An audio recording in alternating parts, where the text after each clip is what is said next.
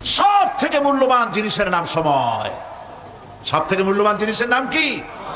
এবার বলেন, এই পৃথিবীর মানুষ সব থেকে অপচয় করে কোন জিনিসে? সময়। সময়ের অপচয় আমরা যা করি। আমি সেদিন পুলিশ লাইনে আমার একটা বক্তব্য ছিল, কয়েক হাজার পুলিশ ছিল সেখানে, জুমার দিন।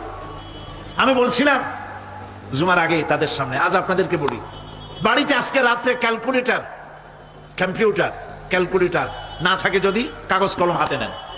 জীবনের 15 বছর বাদ দেন, এখন আপনার বয়স এখন যা, এই বয়সে প্রতিদিন ওই যৌবন প্রাপ্তির পর থেকে নিয়ে এই পর্যন্ত প্রতিদিন টেলিভিশনের সামনে নাটক দেখার জন্য, সিনেমা দেখার জন্য, ন্যাশনাল জিওগ্রাফি দেখার জন্য, ডিসকভারি দেখার জন্য, স্পোর্টস দেখার জন্য প্রতিদিন কয়েক ঘন্টা টিভির সামনে আপনি বসেন।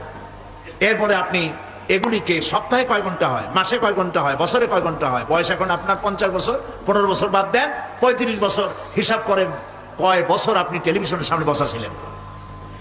আমার কথা কি মাথায় ঢুকছে? কয় বছর টেলিভিশন আর সিনেমা হলে বসা ছিলেন?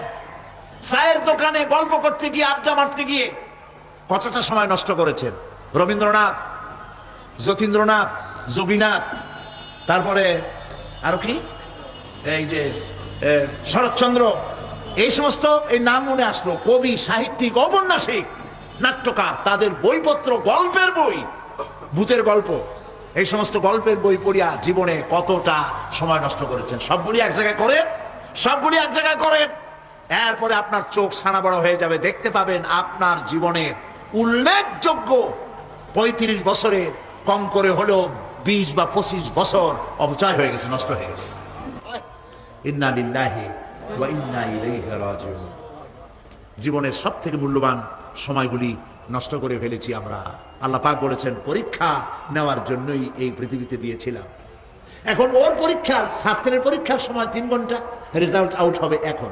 আর আপনার আমার পরীক্ষা মৃত্যুতে, জন্ম থেকে শুরু মৃত্যু পর্যন্ত, কিন্তু রেজাল্ট এখানে আউট হবে না। রেজাল্ট আউট হবে কোথায়? কিয়ামতের দিন। কোথায় হবে? হতেই হবে কিয়ামতের দিন।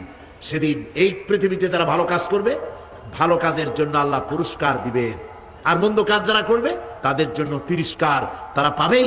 এই জন্য বিচার, কিয়ামত হওয়া, বিচার হওয়া, এটা বিবেকের দাবি, এটা জ্ঞানের দাবি। যারা বুদ্ধিজীবী দাবি করে, কপাল পোড়া, এরা এটা বোঝে না, এদের মাথার মধ্যে এটা ঢোকে না। ঠিক কিনা বলে? প্রিয় ভাই সব, কিয়ামত হবে এবং কিয়ামতে আল্লাহর দরবারে আমাদের সকলকে উঠতে হবে, এতে কোনো সন্দেহের অবকাশ নাই।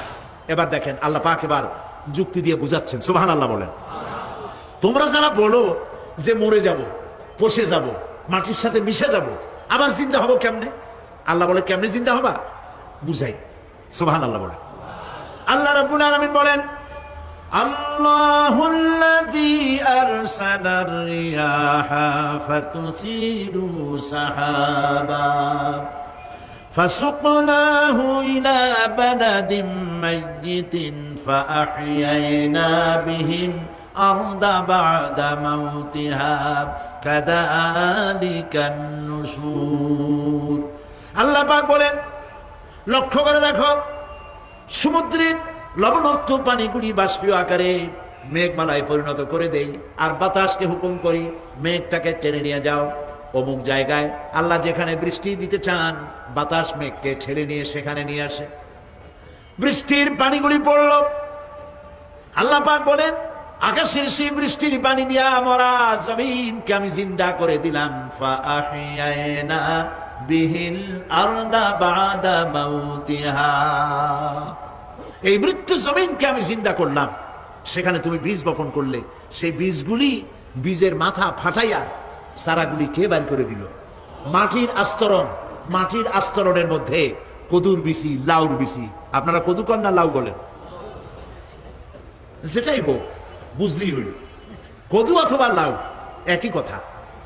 অথবা যে কোনো শাক সবজি, উদ্ভিদ, এর চারা, এর বীজ মাটিতে দেওয়া হলো, মাটিটা ফেটে চারা, যে পাতা দুটো বেরিয়ে আসলো, এই পাতা কি শক্ত না নরম?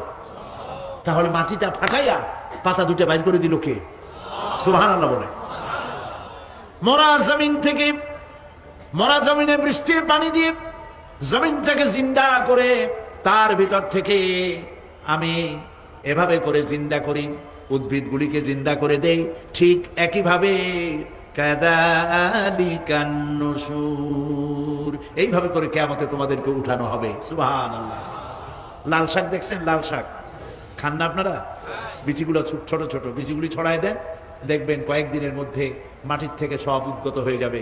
আল্লাহ পাক এই পৃথিবীতে আমাদের সৃষ্টি করেছিলেন, কবরের মধ্যে আমরা চলে যাব, সে কবর কি, হাসর কি ইত্যাদি বলবো ইনশাআল্লাহ ধীরে ধীরে। তো মাটির ভিতর থেকে এই গাছগুলি চারাগুলি যেভাবে উদ্গত হয়, আল্লাহ পাক বলছেন এইভাবে করে আমি তোমাদেরকে জিন্দা করব, আবার উঠাবো, এতে কোনো সন্দেহ নাই। সুবহানাল্লাহ। রব্বুল আলামিন দৃষ্টান্ত দিয়ে বুঝাচ্ছেন, আলাম ইয়াকুন নুতফাতাম মিন মানিয়্যিন ইউমনা সুম্মা কানা আলাকাতান ফাখালাকা ফাসাওয়া ফাজআলা মিনহু যাওজাইনি আয-যাকারা ওয়াল উনসা। আল্লাহ পাক বলেন, মানুষকে নিকৃষ্টতম মাতৃগর্ভে নিক্ষিপ্ত এক ফোঁটা পানি ছিল না, আমি তার থেকে আকার আকৃতি দিয়ে সুগঠিত করে মানুষের আকার দান করেছি, আর মায়ের পেটের ভিতরে আমি নারী আর পুরুষ বানাইছি, কন্যা সন্তান এবং পুত্র সন্তান বানাইছি। সুবহানাল্লাহ। এখন মানুষে কয় যে আমরাও পারি, এই যে ক্লোনিং সিস্টেম একটা শুরু হয়েছে, শুনছেন আপনারা? কথা না কইলে বুঝি কি? ক্লোনিং পদ্ধতি, এটি ক্লোনিং পদ্ধতি বিজ্ঞানীরা যারাই কাজটা করতেছে, তারা বিশ্ব সভ্যতাকে বিনষ্ট করার একটি মারাত্মক কাজে তারা হাত দিয়েছে। ক্লোনিং পদ্ধতিতে যে যা কিছু তৈরি হয়, এর আগে ভেড়ার বাচ্চা হয়েছে, ছাগলের বাচ্চা বানাইছে, সেগুলি তার মায়ের মতোই হয়েছে অথবা পিতার মতো হয়েছে। পিতার ডিএনএ নিয়ে একটা পুরুষ জাতীয় জন্তুর ডিএনএ অথবা স্ত্রী জাতীয় একটি জন্তুর ডিএনএ নিয়ে তারপরে বিশেষ প্রক্রিয়ার মাধ্যমে সন্তান, এই বাচ্চা উৎপাদনের ব্যবস্থা তারা শুরু করেছে পশু দিয়ে। এরপরে মানুষ এভাবে করা যায় কিনা সেই চিন্তা তারা করেছে। ইতিমধ্যে নাকি দুটো বাচ্চা হয়েছে, এটা সত্য না মিথ্যা এখনো যাচাই করা যায় নাই, কিন্তু পশুর থেকে যেগুলো হয়েছে সবগুলি রোগ নিয়ে আসছে পৃথিবীতে, গেল এক নম্বর কথা। দুই নম্বরে ডিএনএর মাধ্যমে যে মানব শিশু পয়দা হয় তার সবগুলি তার মায়ের অনুকরণে হয়, একেবারে অবিকল মায়ের চেহারা নিয়ে আসতেছে, অবিকল পিতার চেহারা নিয়ে আসতেছে। চিন্তা করুন, এই মেয়ে যখন বয়সপ্রাপ্ত হবে তখন তার পিতা কি করে বুঝবে তার বউ কোনটা আর মেয়ে কোনটা? কথা শুনতেছেন? পিতার অবিকল চেহারা নিয়ে একটা সন্তান আসলো, এখন সন্তান বড় হয়েছে, তার মা কি করে বুঝবে যে আমার স্বামী আসছেন, আমার ছেলে আসছে? মানুষের এই হাজার হাজার crore crore million billion trillion মানুষ আল্লাহ পাক সৃষ্টি করেছেন এই পৃথিবীতে, একটা মানুষের চেহারার সাথে আর একটা মানুষের মিল না, গলার আওয়াজেরও মিল নাই। যতই নকল করার চেষ্টা করুক একজন আর একজনের, ধরা পড়েই, ঠিক কিনা কর? ধরা পড়বেই। গলার আওয়াজের যদি মিল থাকতো কি হইতো? এই যে মাহফিলে আসছেন আপনার ওয়াজ শুনতে, বউ আছে বাড়ি, আপনার অবিকল আপনার আওয়াজের মতো একজন, গলার আওয়াজ ঠিক একই রকম, আপনার ঘরের দরজা কাছে যেয়ে বলতো, শুনছো আমি আসছি, দরজা খুলে দাও। তারপর দরজা খুললে কি হইতো চিন্তা করেন? সুবহানাল্লাহ বলবেন না? সুতরাং ক্লোনিং পদ্ধতিতে যারা মানুষ বানাবার চেষ্টা করছে, বিশ্ব সভ্যতাকে ধ্বংস করার জন্য, নৈতিকতার বাঁধকে ভেঙে দিয়ে